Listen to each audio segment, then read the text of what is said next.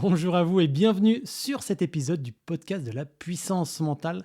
On se retrouve après une période assez longue d'arrêt. Ça fait maintenant quelques mois que j'avais pas enregistré d'épisode du podcast.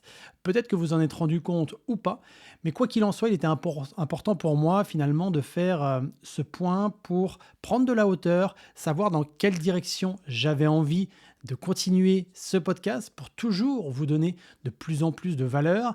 Et c'est vrai qu'à un moment donné, j'étais dans ce cheminement. J'enregistrais des podcasts parce que je devais enregistrer des podcasts et j'avais plus cette même flamme que je pouvais avoir en début où j'avais créé l'épisode, enfin où j'avais créé le podcast à proprement parler. Donc là, je me suis autorisé à faire un arrêt de à peu près 2 mois et de prendre de la hauteur et de me dire: «OK, vers où j'ai envie d'aller? Vers quel contenu j'ai envie de proposer, les nouveaux épisodes?» Et aujourd'hui, je suis vraiment très heureux de commencer cette nouvelle, je dirais pas cette nouvelle saison, mais en tout cas cette nouvelle forme avec un bilan justement de 2024 et surtout vous partager aussi mes ambitions 2025.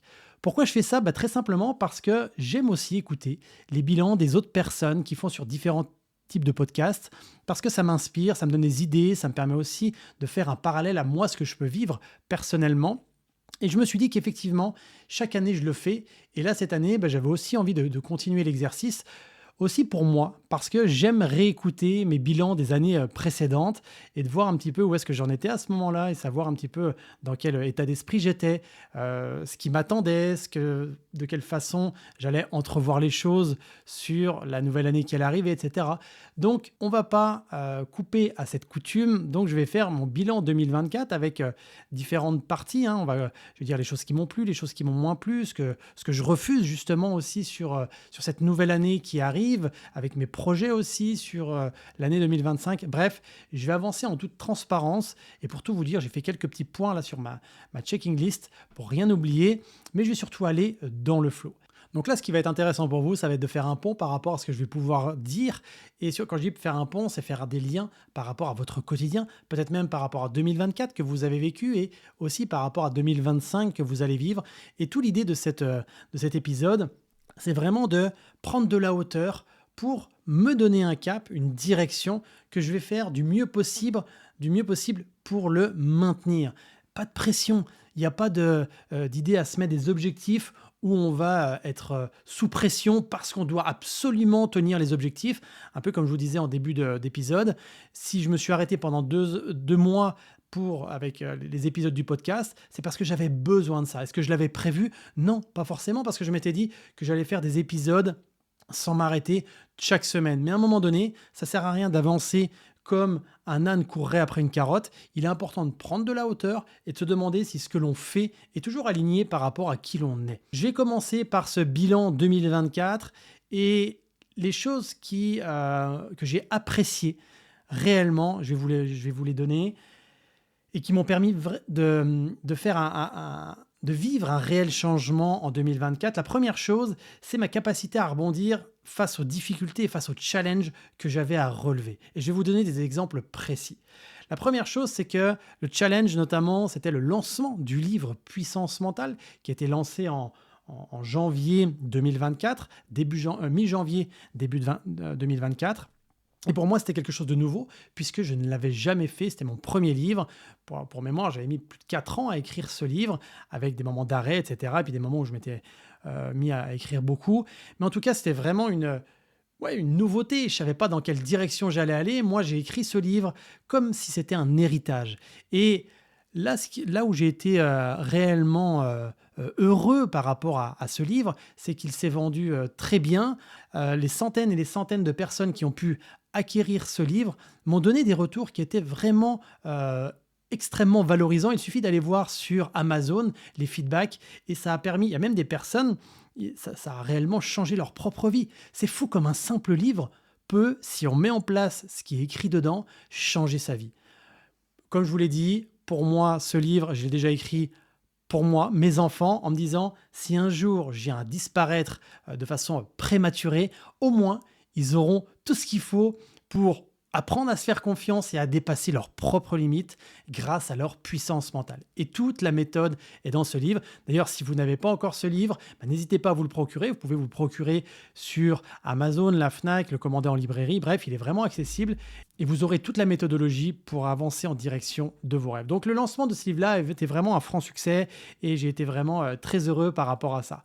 Quand je vous disais ma capacité aussi à rebondir, c'est notamment l'événement de septembre où j'ai été confronté à des challenges qui étaient techniques, où j'ai voulu lancer ma formation de coach en préparation mentale. Et là, j'avais le sentiment que tout l'univers conspirait à me mettre des bâtons dans les roues. Mais en fait, j'ai vécu ce moment d'une façon assez particulière parce que je me suis dit, et je me souviens même avoir une discussion avec Betty en lui disant, tu sais, là je sais qu'en ce moment, la vie, elle vient me challenger, elle vient me cogner, elle vient me tester. Et je sais que là, si je réussis à passer ce cap-là, je vais passer vraiment un cap important à la fois dans mon évolution personnelle et aussi dans mon évolution professionnelle. Et ça, c'est quelque chose qui n'est pas forcément facile à se dire lorsqu'on est chahuté, lorsqu'on est bousculé par les événements du quotidien. Mais il est important, selon moi, de prendre cette hauteur et de se dire que tout est cyclique. Il y a des moments où on va vivre des vraies contractions, on va se faire chahuter et juste après, on va pouvoir retrouver un calme, une sérénité et avoir passé un level dans notre évolution. Et c'est réellement ce qui s'est passé parce que si je me retourne comme ça en octobre et novembre 2024, j'ai dû repousser plusieurs fois l'événement que j'avais proposé. Et cet événement-là, pour vous contextualiser, c'est quelque chose qui est pour moi très important au sein de l'Académie de puissance mentale parce que c'est ce qui permet de faire rentrer des personnes dans ma formation principale de coach en préparation mentale. Donc, si on me coupe ça, je n'ai finalement plus de ressources essentiel pour faire vivre mon activité. Et moi, mon activité, c'est 80% cette formation. Donc là, on est allé avec toute l'équipe. J'ai la chance d'être entouré d'une équipe au top du top.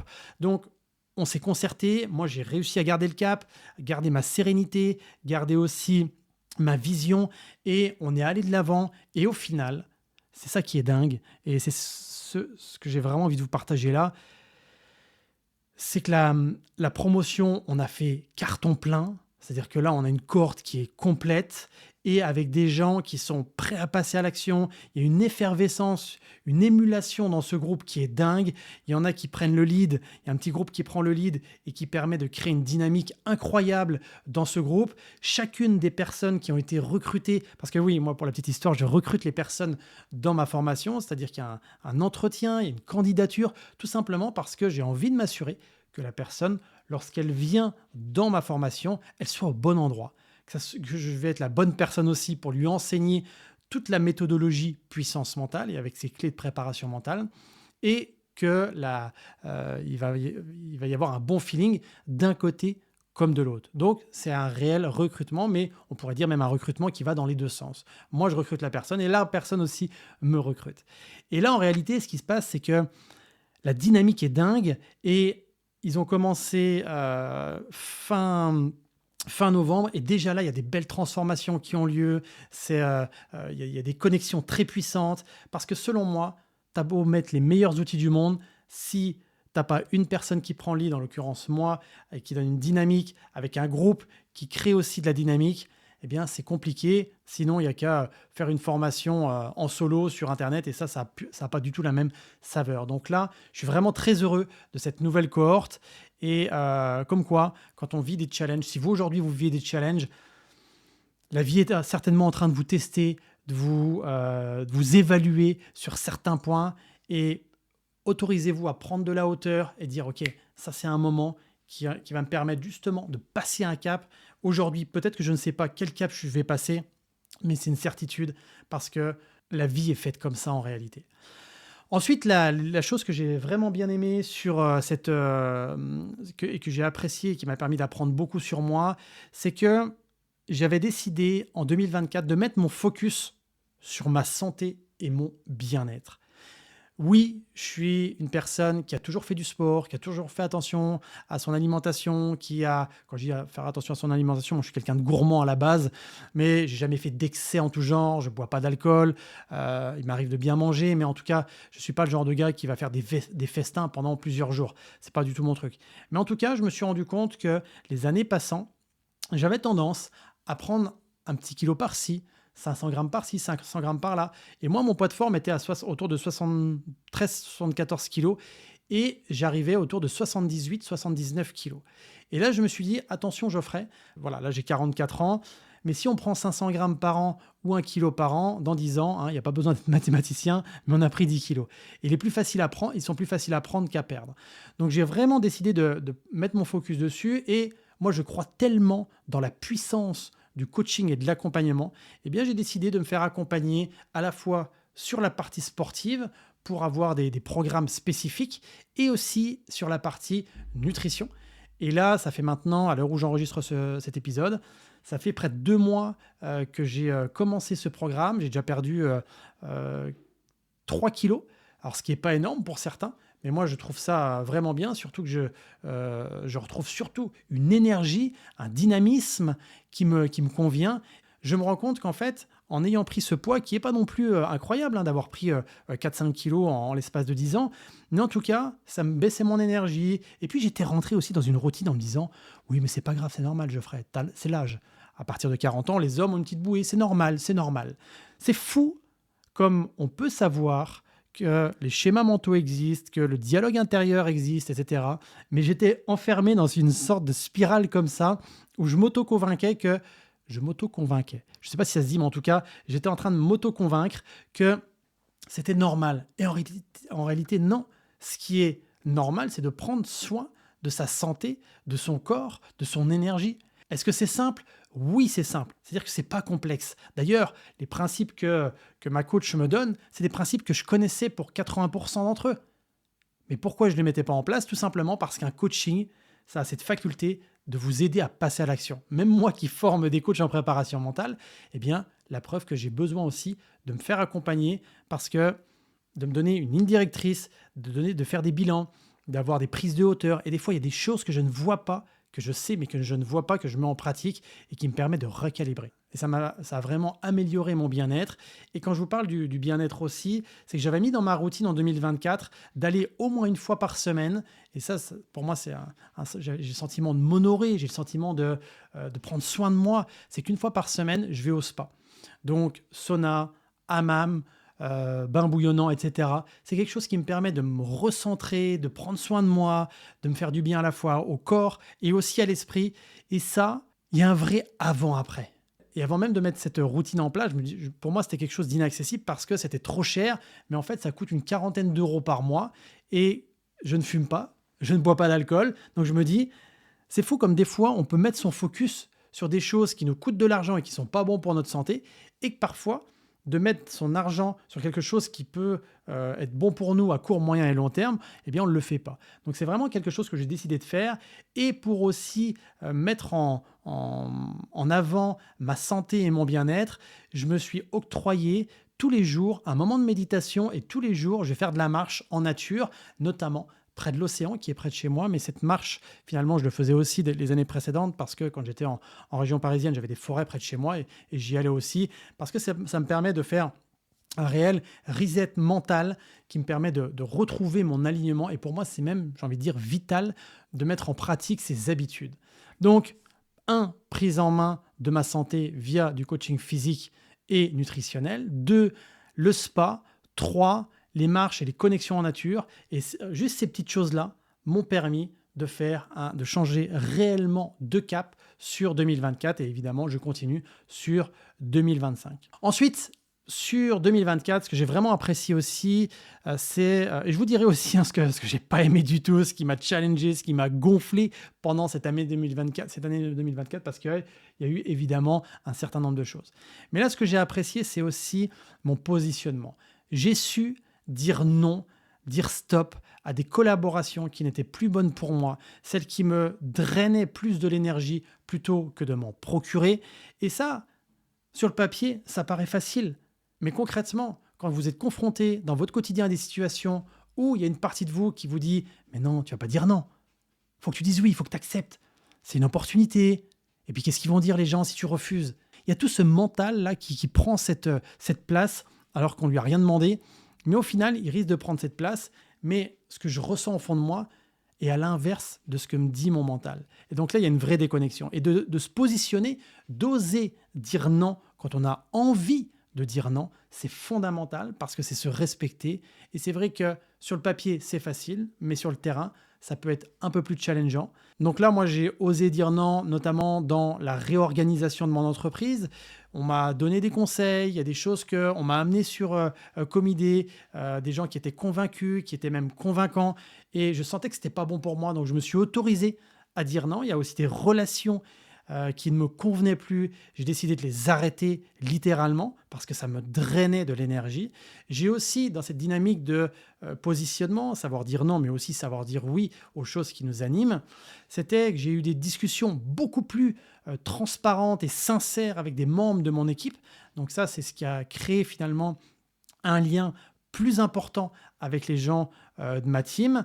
Et aussi dans cette histoire de positionnement, je me rendais compte à un moment donné qu'avec les réseaux sociaux, j'étais trop présent. Quand je dis trop présent, ça me prenait trop de charge mentale. Les gens m'écrivaient des messages, je répondais très rapidement.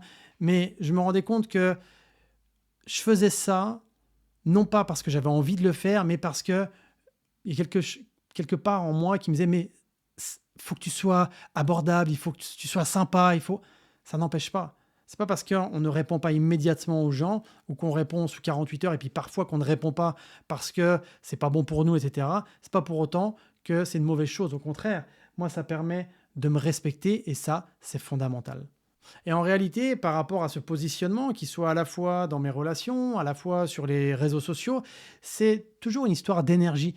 Qu'est-ce que le fait d'entretenir des relations comme ça qui ne nous conviennent pas ou d'entretenir des process qui ne nous conviennent pas, à quel point ça nous prend de l'énergie et à quel point certaines façons d'entretenir des relations et certaines façons de faire nous donnent de l'énergie. Moi, c'est toujours avec ça, je prends de la hauteur par rapport à moi-même parce que c'est vital et si on ne s'en rend pas compte, si on ne s'autorise pas à prendre cette hauteur-là, à un moment donné, notre sac d'énergie est complètement vide et là, on tombe littéralement comme une merde, on ne s'en rend pas compte, on est épuisé physiquement, on est épuisé mentalement, on est complètement apathique, on n'a plus du tout de motivation et on perd du sens dans ce que l'on fait et finalement, on en perd notre raison d'être. Donc, il est réellement important, et c'est ce que j'ai fait en 2024, de prendre cette hauteur vis-à-vis de mon positionnement. En 2024, les projets qui ont été réellement marquants, j'en ai parlé, il y a eu mon livre et il y a aussi eu la mise en place d'une formation d'hypnose. Ça faisait près de 3-4 ans que j'y pensais, que j'avais vraiment envie de la lancer, cette formation d'hypnose rapide. Je savais depuis des années ce que j'allais mettre dedans. Je savais aussi au fond de moi que ça allait cartonner. Et 2024 a été pour moi le moment propice pour lancer cette formation et j'ai proposé 2 formations qui ont été complètes à chaque fois avec des gens formidables, des gens que j'ai découverts pour certains que je ne connaissais pas, qui ont même traversé toute la France, certains sont même venus de l'étranger pour vivre justement cette formation d'hypnose en bord de l'océan. Attendez, quand j'avais fait cette formation-là, je l'ai fait parce que 1, j'adore former en hypnose, 2, j'ai proposé un cadre magnifique face à l'océan. Et 3, ce que j'ai proposé, c'était du directement applicable. Tout a été mis en œuvre pour que ce soit au top du top. Et d'ailleurs, il y a même les repas qui étaient compris dans l'offre. Enfin bref, je me suis autant fait plaisir que les participants se sont fait plaisir sur cette formation. Et d'ailleurs, on m'a posé la question, est-ce qu'en 2025, il va y avoir de nouveau des formations? Donc la réponse est oui. C'est sur 2 jours et demi, c'est-à-dire que les gens arrivent le vendredi après-midi jusqu'au dimanche 17h. Donc il y a déjà une formation avec le nombre de places, évidemment, qui sera limité. Mais j'aime tellement cette formation que pour moi, il est impossible de ne pas en proposer au moins une session. Donc, les retours ont été incroyables, les gens ont directement aussi pu mettre l'hypnose en pratique dans leur quotidien. Donc moi, ça m'a fasciné en fait. J'ai eu à la fois des gens qui étaient déjà dans l'accompagnement, qui ont directement mis en pratique ce qu'ils avaient vu le week-end. Donc ça, c'est fabuleux parce que moi, c'est ça l'idée. C'est pas juste tu viens faire une formation pour faire une formation, c'est que ça soit directement cliquable, actionnable, pratico-pratique, que tu peux directement mettre en place dans tes accompagnements si tu es dans l'accompagnement. Il y a aussi des gens qui l'ont fait pour eux et pour leurs proches, et ça, c'était génial. Bref, à chaque fois, il y a eu une magie, il y a eu une énergie dans le groupe. D'ailleurs, il y a eu 2 groupes avec 2 énergies différentes, mais quoi qu'il en soit, les 2 étaient vraiment au top. Et c'est vrai qu'avant de lancer cette formation d'hypnose, eh bien, comme tout le monde, j'avais des doutes, des craintes en me disant j'espère que ça va plaire, j'espère que je vais réussir à remplir les cohortes, etc. Mais en y mettant l'énergie, en y mettant la communication, en y mettant le cœur que j'y ai mis, finalement, le résultat a été à la hauteur de ce que j'espérais et je pense que ça va être la même chose sur 2025. En 2024, j'ai aussi, donc le projet marquant, ça a été aussi la nouvelle cohorte de coach en préparation mentale. Et en 2024, en novembre 2024, j'ai ouvert aussi un nouveau programme qui a été le Club Élite Puissance Mentale. Donc ce Club Élite, il est réservé exclusivement à des préparateurs mentaux qui sont formés au sein de l'Académie de puissance mentale. Comme ça, moi, je les ai déjà suivis minimum 1 an. Et ça me permet comme ça, quand ils intègrent le club élite puissance mentale, de les aider donc dans leur progression, à la fois sur un axe entrepreneurial, à la fois sur un axe d'amélioration de leur pratique et de leur expertise d'accompagnement en préparation mentale et de coaching, et à la fois sur un axe leadership. On travaille les 3 axes-là, et là je suis vraiment très heureux parce qu'on a constitué un groupe qui est fabuleux, avec une énergie, une dynamique exceptionnelle. Et pareil, sur ce groupe-là, je teste aussi un nouveau projet qui est un projet d'immersion avec des choses complètement exclusives, en pleine nature, avec des moments où ils vont pouvoir tester leur puissance mentale. Mais on est vraiment loin de ce qui peut se proposer en ce moment, c'est-à-dire les bains glacés, marcher sur le feu, etc. On est sur une dynamique où leur puissance mentale va être testée, mais ça va surtout être l'objet d'apprendre à se connaître dans des choses qui sont d'une simplicité extrême. Ça va créer une cohésion qui va être fabuleuse. Et ça, j'ai vraiment hâte d'y être parce qu'on va être pendant 4 jours ensemble et ça va être un super événement. Alors, je sais qu'il y en a qui écoutent cet épisode. Je dirais évidemment rien de plus, mais quoi qu'il en soit, la seule chose que je peux vous dire, c'est que je me suis inspiré pour créer cette immersion-là de choses qu'on utilise dans certains services spécialisés de la police, de l'armée et d'autres unités spécialisées. Mais ce n'est pas forcément sauter dans le vide, ce n'est pas ce genre de choses.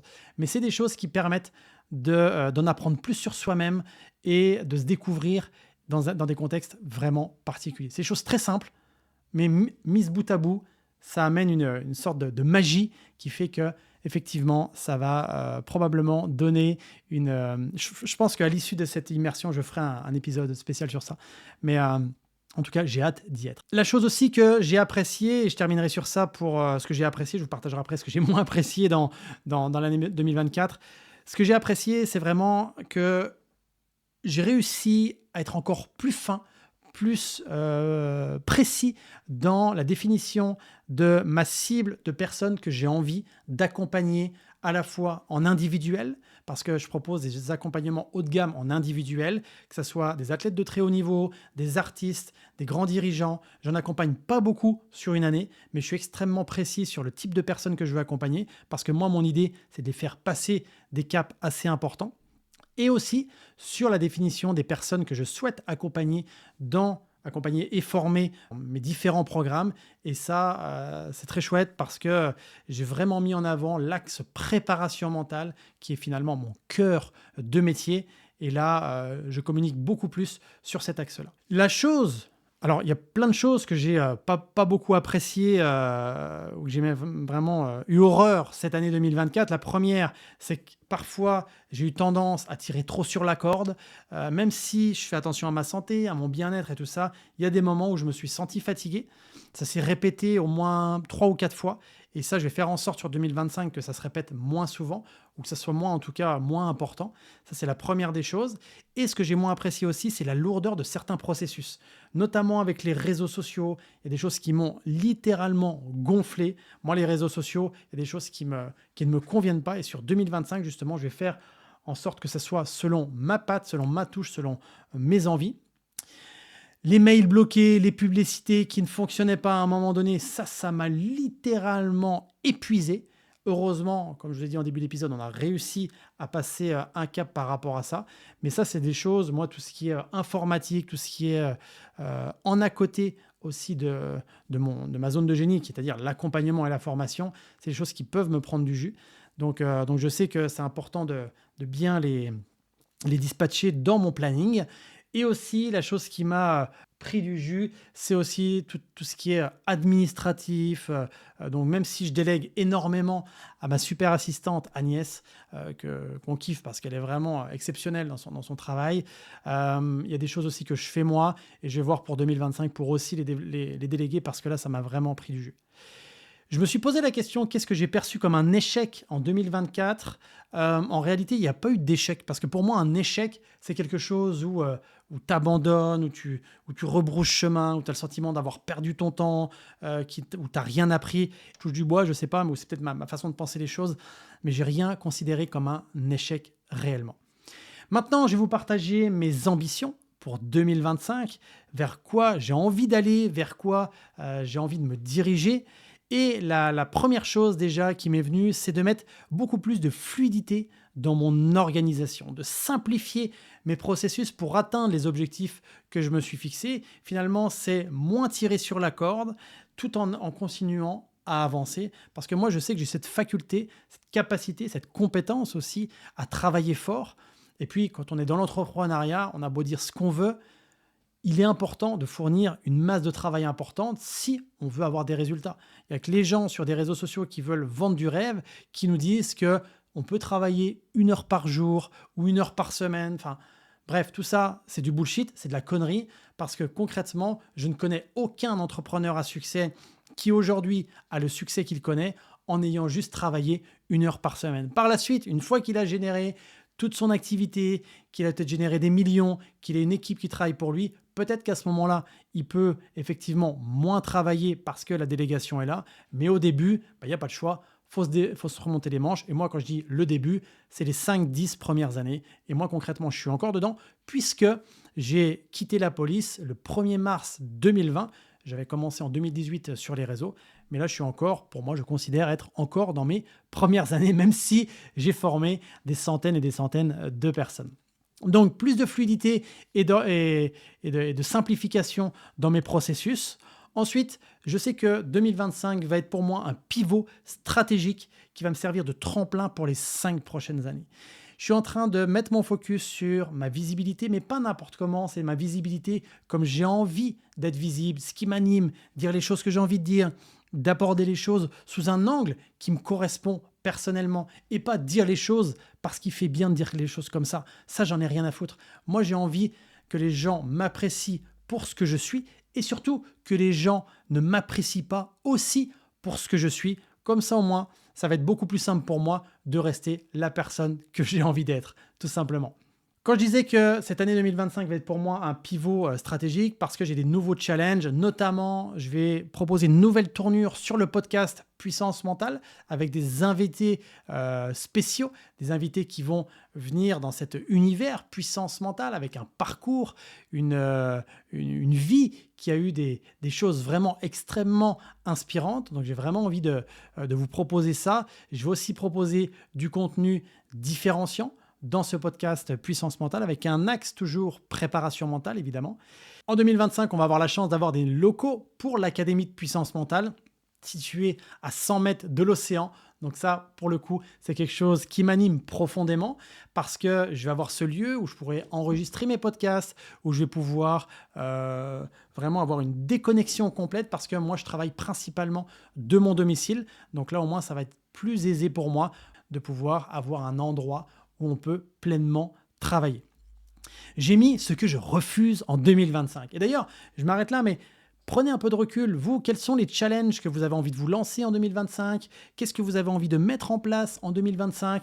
Peut-être des choses qui font écho dans ce que je dis ou pas. Mais en tout cas, autorisez-vous à prendre de la hauteur par rapport à votre propre perspective. Et là, maintenant, je vais vous dire ce que je refuse en 2025. Demandez-vous, même vous pouvez faire pause. Qu'est-ce que vous allez refuser en 2025 ? À quoi vous allez dire non ? Moi, la première chose, c'est de me laisser dicter ma ligne de conduite. Je me suis laissé, entre guillemets, un peu trop influencer ces dernières années par une façon de faire, notamment dans le monde de l'entrepreneuriat. Et là, aujourd'hui, j'ai envie de mettre ma touche, ma patte, vraiment quelque chose qui me correspond pleinement et pas faire les choses parce que on m'a dit que ça marchait et pas faire les choses parce que ou de ne pas faire les choses parce qu'on m'a dit que ça ne marchait pas. De m'autoriser, de me lancer, d'y aller. En 2025, évidemment, je vais maintenir à distance et ça, je refuse pleinement toutes les relations qui soient toxiques, à la fois dans mon cercle restreint, mais aussi des gens qui peuvent me côtoyer sur les réseaux ou dans les formations. Ça, pour moi, je n'en veux plus. C'était d'ailleurs déjà le cas en 2024. Mais en 2025, je vais être encore plus attentif à ce genre de relations parce que tout simplement, je me rends compte qu'elles n'apportent strictement rien. Donc ça, je le refuse catégoriquement. Et ça, j'ai toujours mon petit veilleur interne qui me fait attention. Est-ce que ce genre de relation est saine? Est-ce qu'elle est toxique? Oui ou non? Si elle l'est, hop, je prends de la distance. Quelles sont mes peurs pour 2025? C'est toujours intéressant de dire quelles sont ces peurs parce que quand je vais réécouter cet épisode dans un an, je vais me dire « Ah oui, c'est vrai qu'à ce moment-là, j'avais ces craintes, ces peurs et j'en étais à tel niveau d'état d'esprit. » Donc là, concrètement, mes peurs, qui sont plus des craintes que des peurs réellement, c'est par rapport aux nouvelles perspectives de visibilité que je veux lancer, notamment avec le podcast, avec des invités exceptionnels. C'est toujours la question, est-ce que ces gens vont accepter? Est-ce qu'ils ne vont pas accepter? Comment ça va se passer? La relation avec eux, etc. Ces gens-là, j'ai envie de les mettre en lumière, mais aussi, j'ai envie de passer un moment avec eux. Vous savez, moi, quand je vois des gens, des fois, qui sont connus, je me dis, mais j'adorerais que ces gens-là soient mes potes, en fait. Et bien là, je pense que le podcast peut vraiment me permettre de les rencontrer, de partager un moment avec eux et finalement de créer une belle connexion. Donc là, aujourd'hui, j'ai cette crainte de est-ce que ça va marcher? C'est pas réellement une peur, mais en tout cas, c'est plutôt une crainte et des doutes aussi. Ma crainte aussi principale pour 2025, c'est de ne pas cramer. J'ai pas envie de me cramer. J'ai déjà prévu des temps off avec ma famille. On part à l'étranger, notamment au mois de février. On a des choses qui sont prévues cet été, au mois d'avril, etc. Je sais que ça va être des moments de déconnexion complète qui vont me permettre aussi de me régénérer parce que j'ai pas envie de tirer autant sur la corde que j'ai pu tirer sur la corde en 2024. Donc, ma crainte, c'est de me dire, et je suis très transparent vis-à-vis de vous, est-ce que je vais réussir à avancer en direction de mes projets ambitieux sans être en train de tirer sur la corde? Et la dernière question que je me suis posée, c'est finalement pourquoi je fais tout ça? Je me suis posé la question à moi-même, je me suis dit, mais Geoffrey, ça fait depuis 2018 que tu es sur les réseaux, tu es extrêmement présent, tu as formé des centaines de personnes, tu as accompagné de nombreuses personnes en individuel. Qu'est-ce qui fait que tu as envie encore en 2025 de continuer ce que tu es en train de vivre? Tout simplement parce que moi, je kiffe ma vie littéralement. Je vis dans un endroit qui est pour moi idyllique. Certains n'aimeraient pas. Moi, pour moi, il est idyllique. Je suis en connexion directe avec la nature. J'ai un emploi du temps que je me design selon mes envies, mes besoins. Je fais littéralement ce que je veux. Je n'ai plus cette pression hiérarchique, institutionnelle, comme je pouvais avoir dans la police, qui convient à certains d'ailleurs, mais qui ne me convenait plus personnellement. Je rencontre des gens qui sont inspirants, avec des expériences incroyables. Je crée des choses qui sont aussi incroyables. D'ailleurs, pour la 2025, je me suis aussi prévu des séminaires où je vais aussi aller en présentiel me former. Je vous ferai des petits feedbacks par rapport à ça. Et c'est vrai que dans cette question, pourquoi je continue tout ça? Parce que là, si je me retourne 10 ans, 20 ans en arrière, mais si je ne m'étais pas fixé des objectifs, des directions, des ambitions, j'en serais pas là où j'en suis aujourd'hui. Il y a 10 ans de ça en arrière, j'étais encore à l'école des officiers de police. Je venais de rentrer en tant que formateur spécialisé en maniement des armes, en préparation mentale, en technique de sport, en technique d'intervention, etc. C'était un métier que j'appréciais, qui m'a appris énormément. J'ai rencontré des gens qui étaient formidables. Mais je sentais qu'à un moment donné, cette énergie diminuait. Et si je ne m'étais pas fixé des objectifs, si je ne m'étais pas autorisé à passer à l'action, à me challenger, à me lancer des défis, j'en serais pas là aujourd'hui. J'en serais pas là avec un livre d'écrit aux éditions Erol, des conférences données sur des grandes scènes comme le Grand Rex, le Palais des Glaces et bien d'autres, Grand Champ, etc. J'aurais pas non plus formé des centaines de personnes, j'aurais pas accompagné en individuel de nombreuses personnes, j'aurais pas cette team qui est autour de moi. Et tout ça, encore une fois, oui, ça m'a demandé des prises de hauteur. Oui, ça m'a demandé d'être imparfait. Ça m'a demandé de me challenger, de me remettre en question. Mais bon sang, qu'est-ce que je suis fier de moi aujourd'hui d'avoir avancé dans cette direction, Donc, la conclusion pour moi, pour 2025, ça va être une année de transformation avec des nouveaux défis, avec des nouveaux accomplissements. Mais mon focus, il reste clair. Ça va être de rester aligné, inspiré et surtout de contribuer à un monde meilleur. Ça, c'est ce qui m'anime, ce qui est dans mon ADN. Donc, j'ai vraiment envie de continuer dans cette direction avec des nouveaux... Ah d'ailleurs, j'ai pas parlé. J'ai aussi un nouveau programme que je vais lancer. Ça va être sur l'université un peu d'été. Je me suis inspiré de mon ami Paul Pironnet qui fait ça, lui, sur des formations PNL. Moi, je me suis dit, mais pourquoi je ne ferais pas la même chose avec la puissance mentale? Donc, au mois d'août, le 20, 21, 22 août, à l'Armor Plage, hein, face à l'océan, au même endroit que je fais la formation d'hypnose, je vais proposer un programme de 3 jours spécifiquement préparation mentale. Donc voilà, tout ça, c'est des projets qui m'animent. D'ailleurs, j'avais oublié complètement de vous en parler sur mes projets, mais voilà, c'est des choses qui vont me challenger, qui vont m'animer, qui vont, bref, me permettre de passer encore des caps à la fois au niveau personnel, professionnel et même au niveau spirituel, parce que j'aime aussi mettre beaucoup de spiritualité dans ce que je fais dans mon quotidien.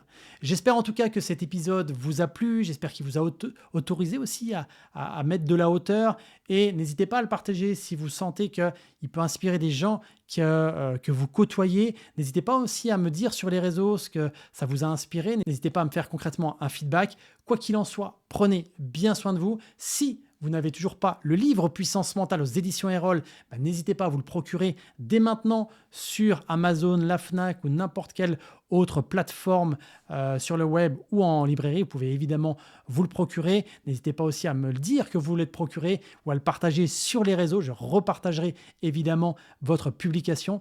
Mais quoi qu'il en soit, prenez bien soin de vous, prenez bien soin des gens qui vous entourent et surtout, prenez soin de cette belle année 2025 qui vous ouvre ses bras et qui va vous permettre de passer des caps à différents niveaux. Je vous dis à très vite. Bye tout le monde.